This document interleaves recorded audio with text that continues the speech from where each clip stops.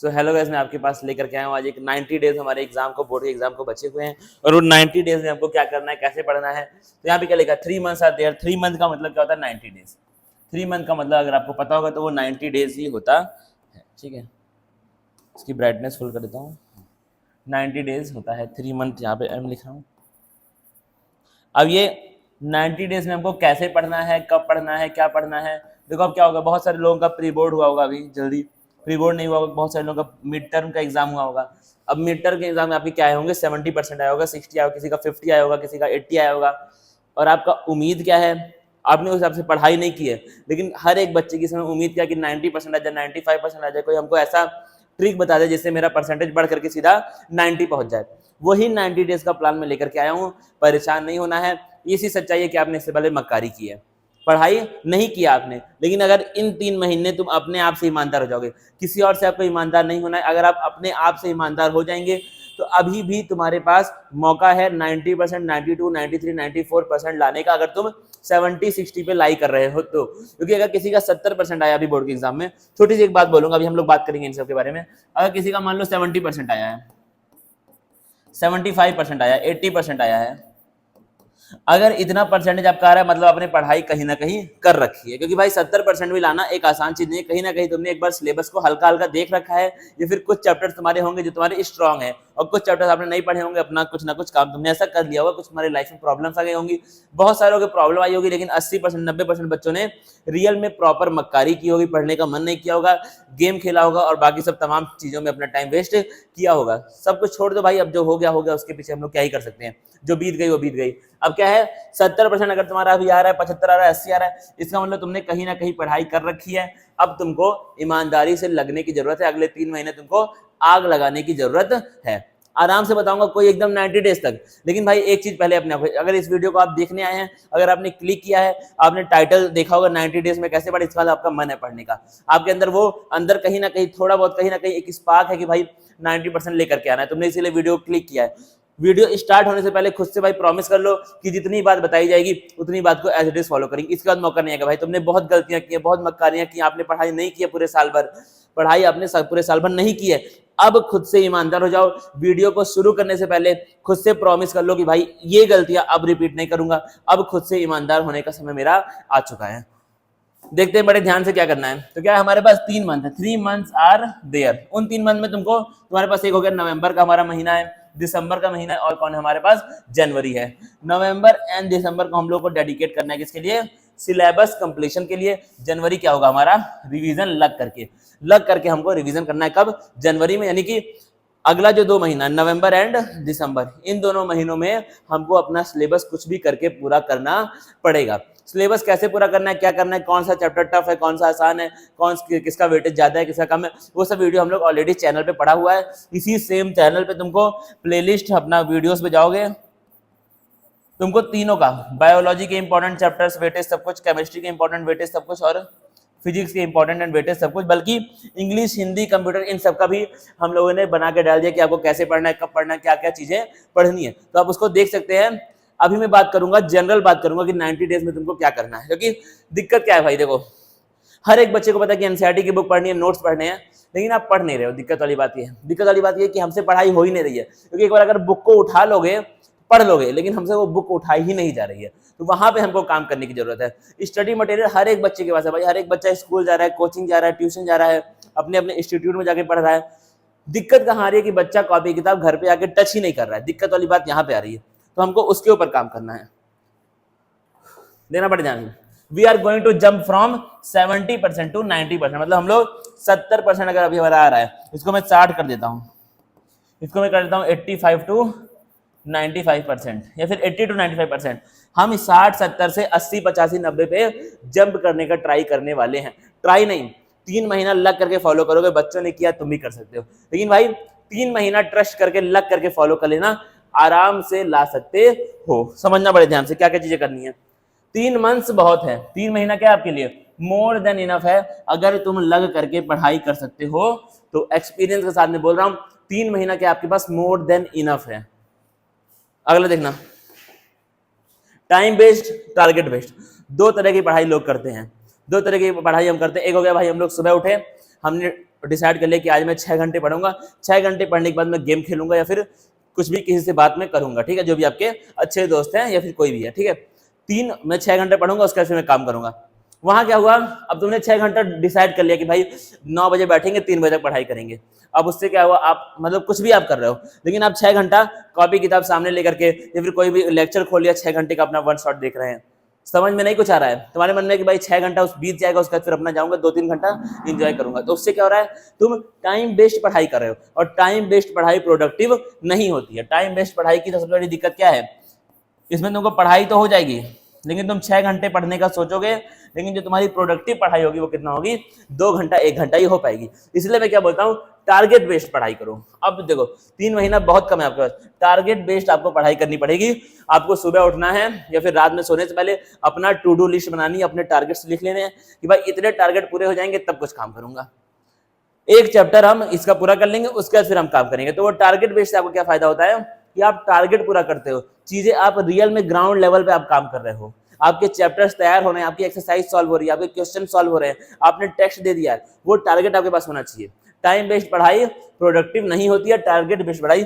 Research हुई है, बहुत सारी हुई है रिसर्च, इसके रिसर्च ने बताया, ये साइंटिफिक, ये बात साइंटिफिक बिल्कुल मैं बोल रहा हूँ। टारगेट बेस्ड पढ़ाई क्या होती है, प्रोडक्टिव होती है, कहीं भी तुम पूछ लेना, आप इसको पता कर सकते हैं। अगला क्या है, ये बातें देखो, कुछ इंपॉर्टेंट बातें मैं आप बोल रहा हूँ, इन बातों को याद रखना, इन बातों को कहीं पर गांठ बात करके लिख लेना अपने स्टडी टेबल के सामने।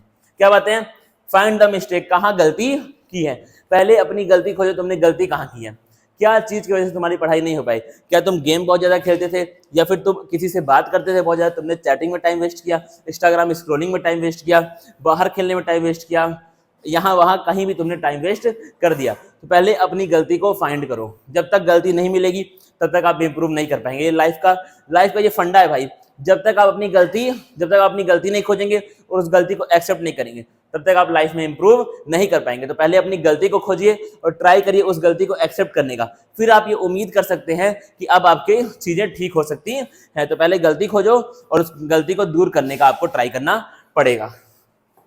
दूसरा पॉइंट क्या है, अब से कंसिस्टेंट रहना। देखो भाई, 2 लोग होते हैं, एक होता है, देखो अब जो बच्चा हो जिसने बचपन से पढ़ाई की है वो क्या होता है, पढ़ने में थोड़ा तेज होता है, स्मार्ट बच्चा एक हो गया, और एक बच्चा हमारे सामने क्या, कंसिस्टेंट बच्चा। स्मार्ट मतलब ये नहीं कि वो बचपन से स्मार्ट है, बचपन से स्मार्ट नहीं, जिसने बचपन से अच्छी पढ़ाई किया। एक कौन है, स्मार्ट बच्चा, एक कंसिस्टेंट बच्चा। हर बार जब स्मार्ट बच्चा और कंसिस्टेंट बच्चे के बीच में कंपटीशन होती है तो जीतता कौन है, कंसिस्टेंट बच्चा जीतता है। क्यों, क्योंकि कंसिस्टेंसी अगर आपके अंदर है ना, तो आप डेली पढ़ाई कर रहे हो, कम पढ़ रहे हो डेली पढ़ रहे हो। एक स्मार्ट बच्चे को लगता है कि भाई मैं एक दिन पढ़ लूंगा एग्जाम से पहले मेरा हो जाएगा, ऐसा नहीं होता है भाई। ऐसा तुम 4th 5th 2nd 3rd class में होता था, ऐसा अब नहीं होता है। आप अगर कंसिस्टेंट बनेंगे लाइफ में, अगले 3 महीने में अगर आपने कंसिस्टेंसी के साथ हर एक चीज को फॉलो कर लिया तो आप एक अच्छा परसेंटेज ले आएंगे। आप खुद बोलेंगे कि भाई consistency is the key to success. समझ लेना इस चीज को। देखो अगला, फाइंड योर बेस्ट टाइम, अपना बेस्ट टाइम खोज लो। कुछ लोग अपने नाइट आउल होते हैं, और एक और होता है आपका morning person. Night owl and morning person.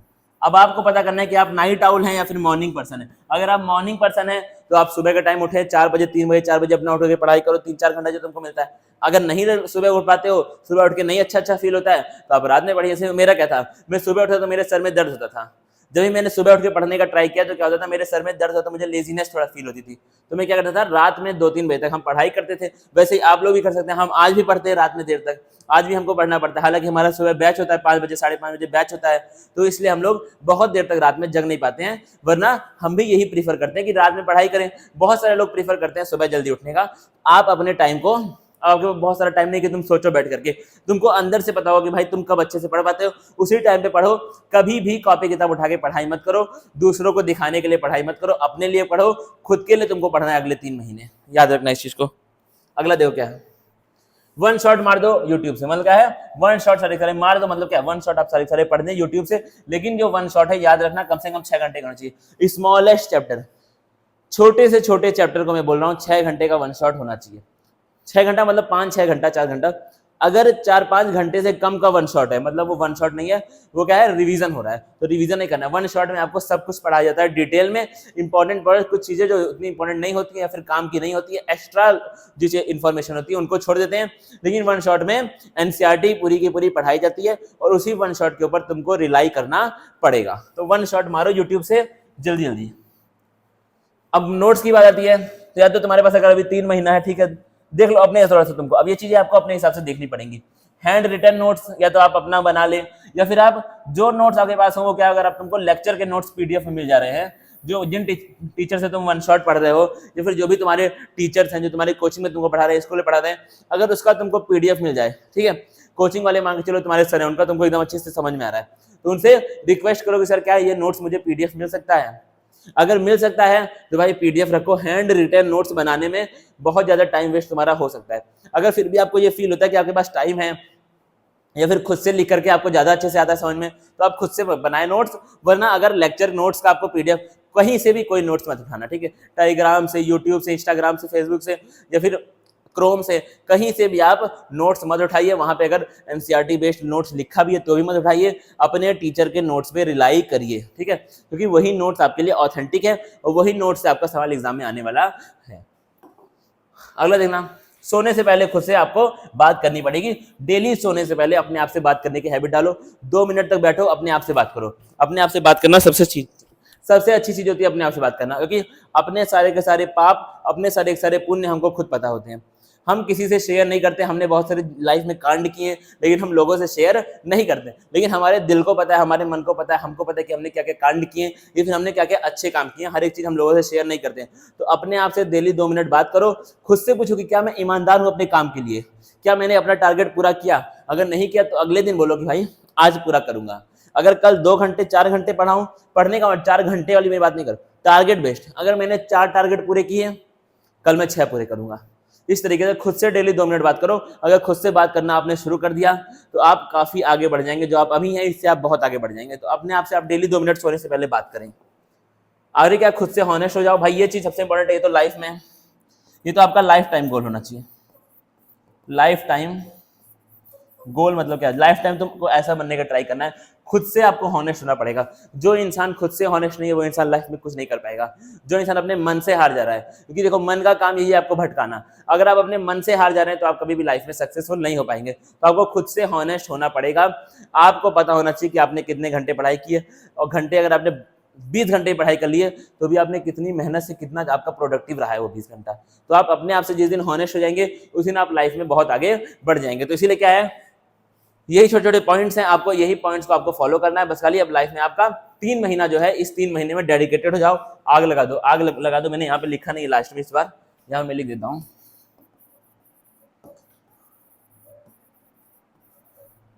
ठीक है, तो अब ये बात भाई आग लगा देना।